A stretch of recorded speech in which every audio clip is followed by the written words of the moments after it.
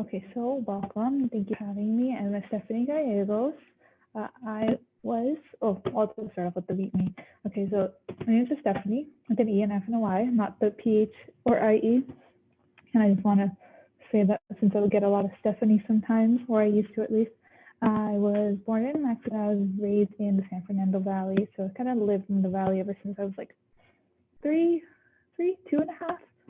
And I really love clothes and like being creative. Anything in general that you can create is always like fun to me, or I just like to learn more about it.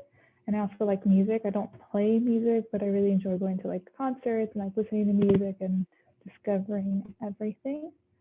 Okay, so that's just a little bit about me. And then I was the trends president actually from 2017 to 2018. I went to CSUN 2013 to 2018 and majored in apparel design and production. Meanwhile, I was there, I did trends, I was doing the president. Before that, I did social media, and that was from 2016, 2017. Overall, for the club, I think I started like 2014, 2015, all the way to 2018 when I graduated. So I took part in a lot of like fashion shows there, club, and this is just, I included a little bit of photos here. So here we went to like Louis Vuitton tour. Down here is when we went to Disneyland. This is right here. The second one is we went to College Fashion Week. Right above that, we did a clothing and blanket drive for that, and we dropped it off at this event that they were hosting in Hollywood. And then here's just like another photo of like a club that was, I think last year I was there actually. And right above also last year that I was there when we had our costuming tour at Disneyland again. And right above that was another Halloween activity. So that was all pre-COVID, unfortunately. So we had a few different like events there. While at CSUN, we also did the interior design haute couture. I don't know if anybody ever heard of that. So we worked with the interior design students at CSUN, and we worked make like this whole like piece of garment. I think you might see it on the Trends Instagram, and it was pretty cool. We worked with them, and it was pretty stressful, but worked out in the end. And then overall, just worked on the fashion shows as a designer in production, the production class and the VIP. So I kind of was a part of either volunteering or a part of the fashion show for maybe 3 years, I would say. And then like attended like another year, so a total of 4 years, kind of just stayed involved within trends and the overall fashion show and just like taking part in all that. Okay, next slide. So as I mentioned, I did take part in the fashion show. So last year I was a part of the production class, and we had to create the whole looks, which is anyone that's doing production probably had to do this or will do this eventually.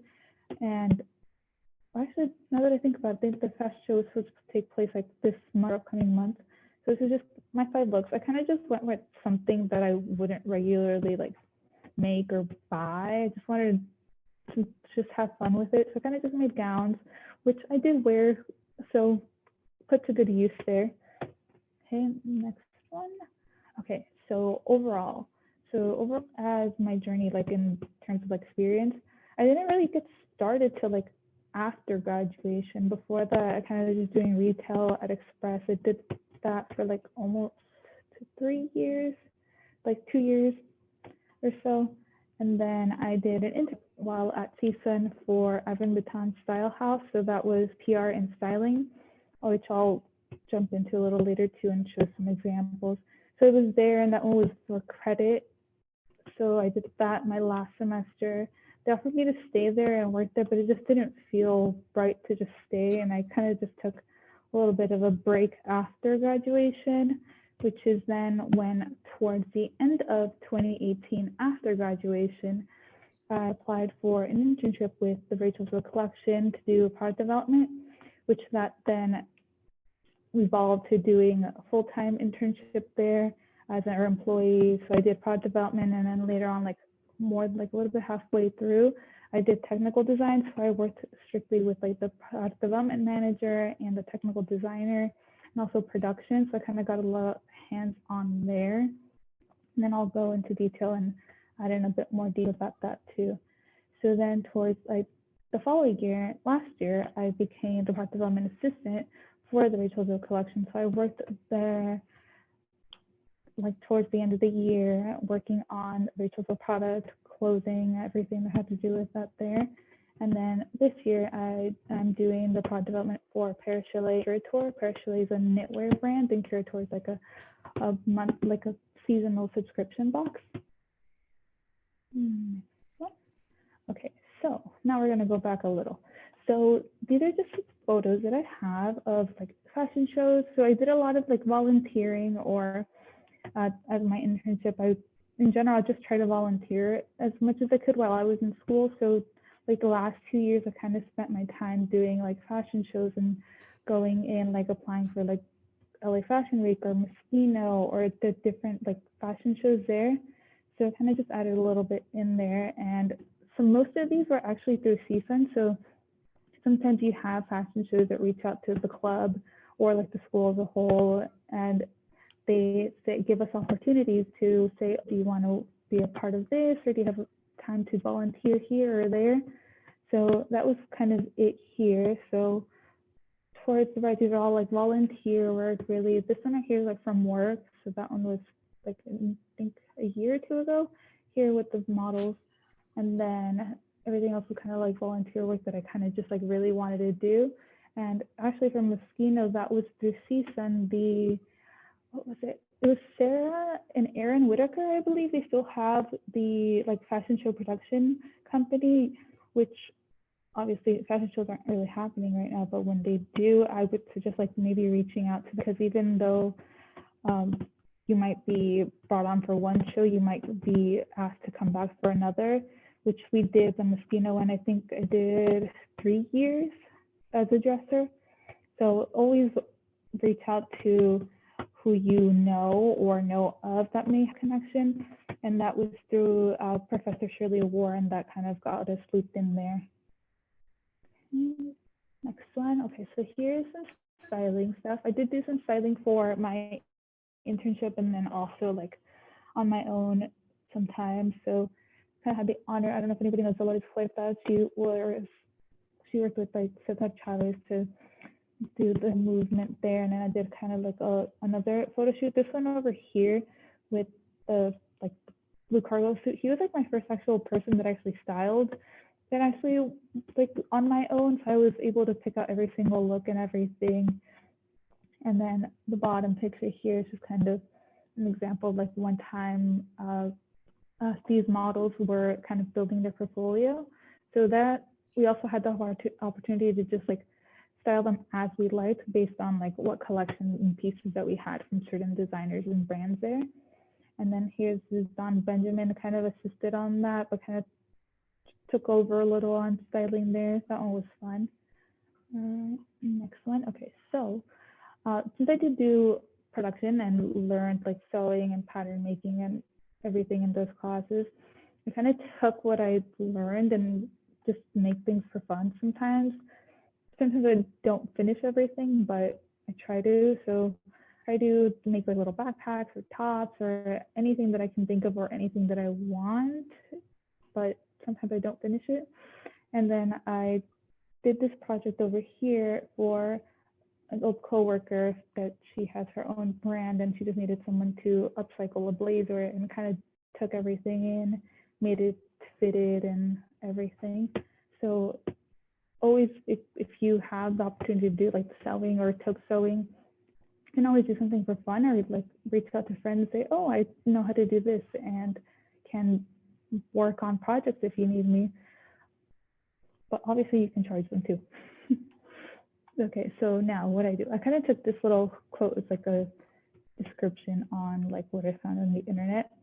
But basically this is that a fashion product development job includes a variety of positions that focus on design, production, and marketing of consumer fashion products. In this field, you may help assess or create demand for products, coordinate projects with other personnel, or maintain product sample libraries.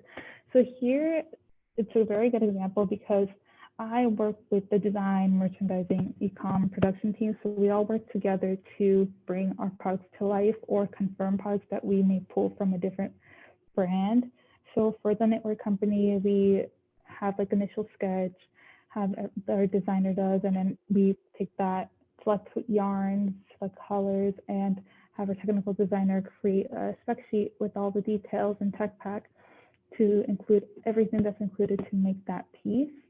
And then for the box, that one is a little different. So sometimes we may create a wearable, which is going to be something that many people can wear. It'll be like a one size fits all, or one size fits most. So that one is able to fit most of our customer and be easily wearable. Like for example, here there isn't a wearable, but this was the last spring box. This one included a bag, hat, earrings. So some things that everyone can wear, not particularly like specific to one size or one fit, and they're just all inclusive. And then that way we are able to include everyone, make sure that they're getting the products that they like and actually suit them or something new that they are encountering. Let me see what else I have in the next one. Okay, so I'll go back to that one. So again, for the box, while sometimes we don't develop clothing or a wearable, we work with the factories and brands to create a product that we like. For example, take a bracelet or an earring. We might not like the color of a bracelet or an earring. We just suggest them, oh, can you change the color, or can you add like a different link or make it a little longer, short? So we kind of work those little changes out with them and then receive samples back and forth until we get the final product and confirm that for the box. And same thing for like clothing. So I'll go into the clothing one since I've kind of worked on that more. So if anybody has joined the last one, kind of brought this back, and this is just the development fit process. So kind of just like how everything works from the beginning to end. So as I mentioned, everything kind of goes from design, passing on to technical design, who creates a tech pack. Then we send that over to our factory. In the meantime, before that, we actually try to do sourcing, like selecting fabrics, trims, buttons, anything that may be used on the garment. So we get all those views done, and then the factory is able to send us a proto sample. So once we fit the proto sample, we're able to determine, oh, do we like this? Do we not like this? Do we want to change it at all or just rid of it? So kind of just analyzing everything that you can about the piece, even though sometimes you may miss like, oh, we don't like the length of the zipper, or maybe let's add one more button. Those are things that you can add a little bit more down the line, but it's better to get everything right from the very beginning just so to avoid any further sampling or just meet your delivery dates. So as I mentioned there, same thing. Then once we receive that, we send our comments based on the proto that we received. Okay, and then after we finally approve our main samples from the beginning, we go into production and then we receive production samples. So then for production, we go again and review everything with our sales and merchandising teams to make sure that we are meeting the needs of the customer, meeting the needs of the company, and making the changes based on overall feedback and cost, because sometimes you may think like, oh, let's add a button, but there goes like another 20 cents or something for a button, and maybe you don't have like that allocated amount of money on your products for it. So just things to think about when you're creating products in general. So then after you fit the production samples and then you finally get like approval to move on to TOP, which is top of production, you're able to fit that as well. So the top of production sample is the very last sample before you go into producing the bulk samples and actual products to be sold to your customer. So kind of right here at the bottom, it's just an example of like what this dress was, like the style number, the fabrication, what type of color or fabric overall. And I kind of just keep track of everything. So my job is to keep track of everything that we do. So from development to production, I'm on top of every single one of the samples. Something gets lost, I need to find it. If a factory doesn't send me a sample, I need to go back to them and tell them what happened, where is it? So it's kind of just like staying on top of the factory that you're working with and on top of yourself, and like because sometimes something may be late and then you don't have time to shoot it for your site, and it just like pushes you back. Let me see next. Okay, so as I mentioned there, so in order for you to meet your needs, the company's needs, everyone's needs here, you need to be able to find the right partners to work with. There's a lot of different factories all over the world in general that sometimes you don't know, oh, who's the right one to go with. And it's usually about like, what are they producing? There's denim manufacturers, dress manufacturers, it just depends on what specific product you want to make. So when you take that into account, you need to look for those manufacturers that are creating the high quality product that you need in your desired style, or just like fabrication. They are able to technically make changes to your product. For example, like a tech pack, somebody that might not know like what tech pack is or like measurements are, they might mess up your dress or anything that you make if they don't know how to properly make grading or do grading overall. It's not going to go very well, and you'll get like something too small or too large for what your target is. And then also being able to do costing. So say your target is like, oh, I want to create 1,000 pieces of this top, but I want to stay under like $20. So you need to communicate that and then work around whether or not, like, are you going to cut back on fabric type, or just like overall like production of the actual top, and like maybe take off some details. And then like good communication and attention to details overall, like really important, especially when you're getting close to the end and like confirming your product. So this is kind of an example of this, something kind of this week. So we had this sweater where the pressing was just too much. So the very edge of like the top, when you put it on, everything was like sticking up and like poking out. So we had already advised the factory to work on that and get everything less seamed, not too hard pressed, so it wasn't going to be poking out when like a customer purchased it. So that was something that we had to communicate a few times, still working on it to make sure that we're getting the proper product that we want for our customer. Because if a customer sees like, oh, my shirt, my sweater or something, there's like a line through it, or the edges are like really frayed, no one's going to want to buy that. So just have to like have them communicate with you well enough for you to understand what their concerns are, and then you also communicate your concerns to the factory and like tell them, oh, I'm concerned about this, can you please work on it? And then have them submit like options like, oh, this is how we worked it out. Photos are also really good. And that was kind of like working with the vendors. So that all like includes the daily communication, sample status, which is for product development, production, super important, making sure to get everything in on time, that we're getting comments out on time. That way we're getting the proper samples back in on time too. So then we also need to communicate any design updates or fabric updates, because those do happen, especially like if you have like a cardigan that has 4 buttons and you want to add another button, just have to get that in right away, or else they're going to send you the next sample with 4 buttons instead of 5 that you requested, and then it just takes longer to get the next sample and get it approved as you'd like. So also, kind of just like what it costs to make the product, you need to think about like what fabric you're using. Does it need lining, trim, any special testing that you need to do, or like dyeing of fabric? So actually in Los Angeles, they have a lot of like cotton companies, a lot of companies that sell cotton, and you sometimes don't have all the colors available, so they need to dye it, which often you need to provide them with like a Pantone, or where they're able to like match your color to your Pantone that you submitted, and then you get options for them to give you, and you review and then give them feedback on that. And then overall transportation, whether you're getting your item shipped from China to the US, or the US within like a different facility or a distribution center, you need to take into account like how much is that going to cost, and then how much is going to cost to get your product to your customer. And that also then goes into the overall pricing of the product down here on the bottom right. So everything kind of goes in hand. How much is your product going to cost? How many units you're buying? Because sometimes you have to meet minimums with factories. Like say someone's minimum is 100 pieces and you only want 20, they're going to charge you more for having 20 than if you order 100. So sometimes it's kind of important to see what the difference is in terms of like what they're going to charge you more of. Like maybe it's 100 pieces minimum, and then if you want only 20, you have to pay like double the price. So maybe it might just be better to get the 100 if it's still less than your 20 units.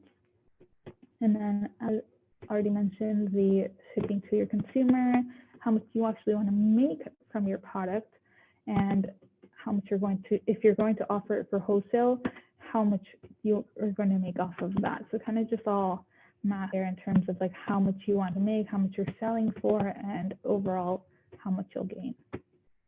Okay, and then here is just like an example of a tech pack, very straightforward. Here we sent this to a factory to work on this dress.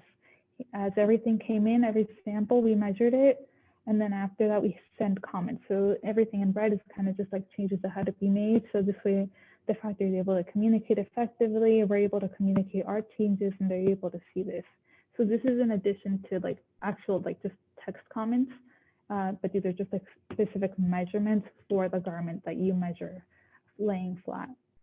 So that's what I also take part in, measuring every sample that comes in. And tips. Okay, so my tips always is like to do things that make you happy. If you're not doing something, you don't move on, even though sometimes it does get hard to like say, oh, I'm working on this project, but I feel so stressed out. But at the end of the day, sometimes you think of like, oh, but I enjoyed doing this, or I learned this much from that, and I'm happy that I got it done. Overall, your best. If you try your best, you're gonna always succeed.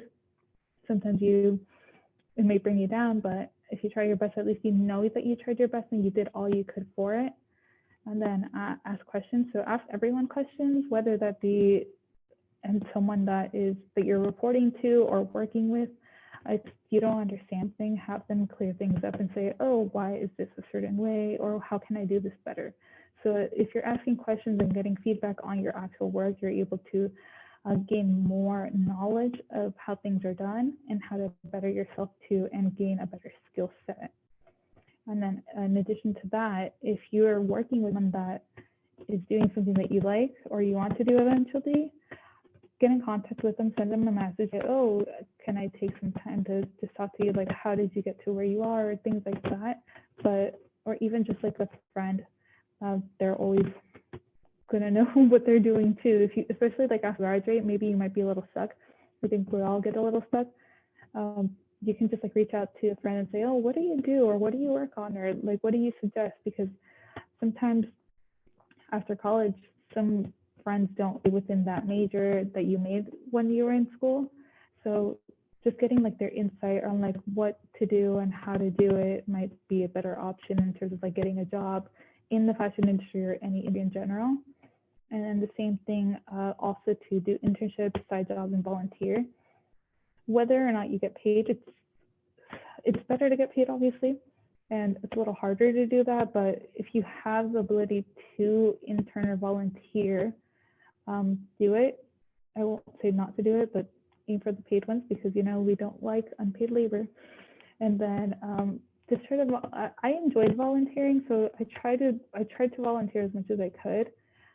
At that time, just like I was trying to get every ounce of experience that I could, and I enjoyed it. It didn't feel like a job or work at all. It just seemed like something fun to me, like a little hobby, like, oh, I would have to go to like this fashion show, or I'll have to go meet with this person and like help someone. And it didn't feel like work to me, but that's me personally. But as long as you're doing something, I think you're able to like be more conscious of like, oh, is this something that I like, or this isn't something that I don't like? Because through volunteering and internships, you're also able to see like, oh, maybe I don't want to do design and I want to do technical design or production. And every single part of fashion is different from the other. It works together, but everyone's job is different. Everyone's in charge of different things. If you're a designer, you're not going to be in charge of, oh, we're going to order 200 pieces. Where are the pieces? They're not in charge of that. They're in charge of getting looks out there and getting the proper styles that we need for the customer. Okay. let me see if I have any more. And that was it. Yeah.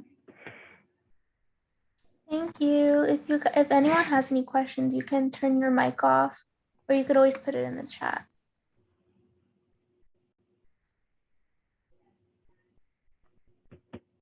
Sorry, was that too quickly? I was like, I got nervous.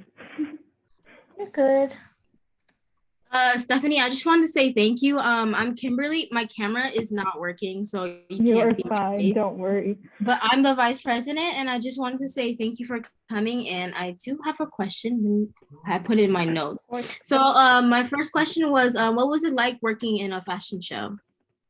It was really fun. It's also kind of stressful. It depends on the fashion show though, because say I did like a few like LA Fashion Week ones, and then those were kind of chaotic. It was a little bit too much of like stress and like unorganized. But then when I did the Moschino one, which was a lot more organized, everyone kind of on top of everything. So I think it depends on like who's like in charge of like the production timeline and getting everything together. But it depends on the environment and who you're surrounded with, because overall, like I would say it can be really fun, but it could also be really stressful. Also depending on your actual like level of like energy that day, sometimes it might be even more work than you thought, but it's really fun if you went into it, especially if you're in fashion. I think you understand it a little bit more in terms of like, oh, like this designer put this together and we want to get the customer, like the audience, to see this or that. That's really fun. I hope that answered your question. Yes, it does. And I feel like it still applies to fashion shows today because I recently got this internship working for, I forgot the name, but it's for fashion shows in LA, and they're more going to be like social distance, so it's going to be like pre-recorded and all that. So I feel like it still would apply, just not with the audience and all that stuff. Right, especially because if they have to learn to adjust to it, and it won't be as chaotic. I can't assume like there'd be like 100 people backstage or something. Yeah, exactly. Okay. And then my my last question was, what advice would you have for someone who wants to start like work in product development? I would say you can always do freelance. So last year when I did, I was off. I got laid off, but then I got rehired by the sister brand that I'm with now, and I got a lot of like freelance jobs. But you also need to take into account for freelance jobs that you're not going to work directly with the company as like their employee. And this is the thing I kind of learned too, that you are going to work as like a contractor and you have like your own rates.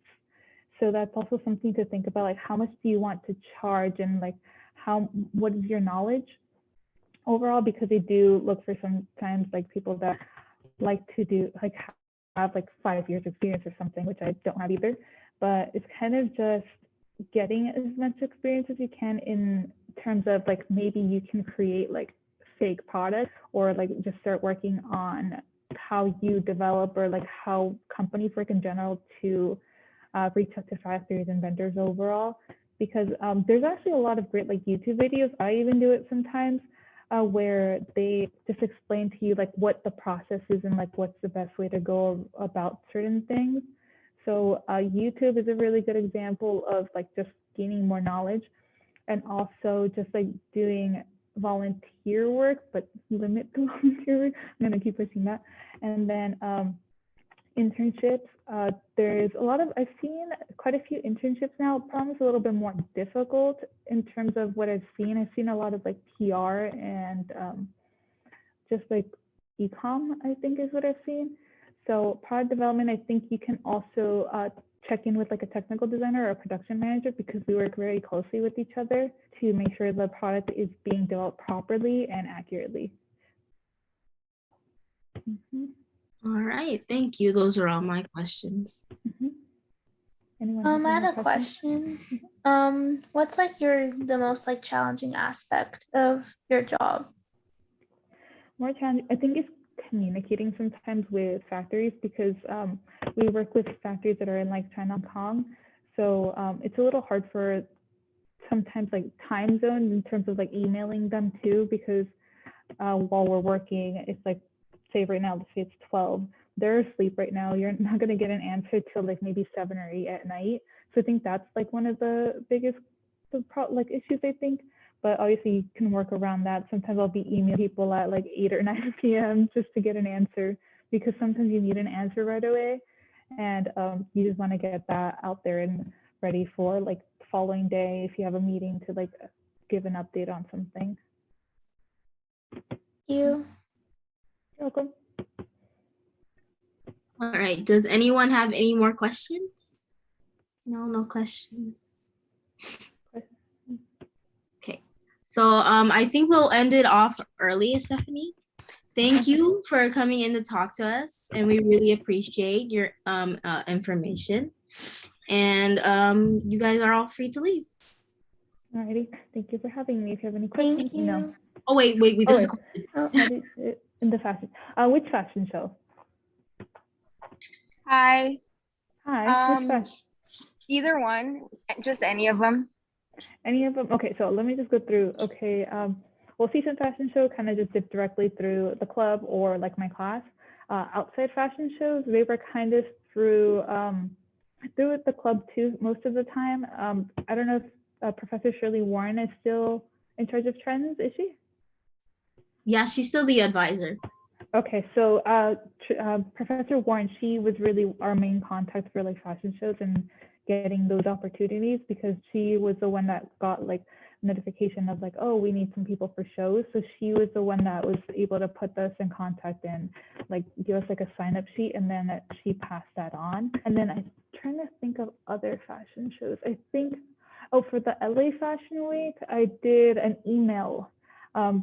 I just emailed someone, and I think I saw on their page they were looking for volunteers. I just emailed them that I was interested, and then they would send over like an availability sheet and everything. So I think it's just like finding the main point of contact or going onto their page and like emailing them directly to see, oh, do you need people for this? But that's what I can think of. And then usually from there, sometimes you can meet other people that are working there or like interning or volunteering at other shows that can put you in contact with their shows on their end too that they're working for. Oh, okay. Thank you. Yeah, you're welcome. Any more questions? About anything in general?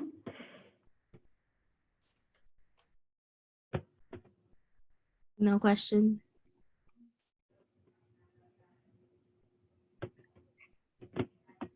Okay. I think we can end now. All right. All right. You're welcome. Thank you, Estefany. You're welcome. Thanks for having me. All right. Thank you. You're welcome.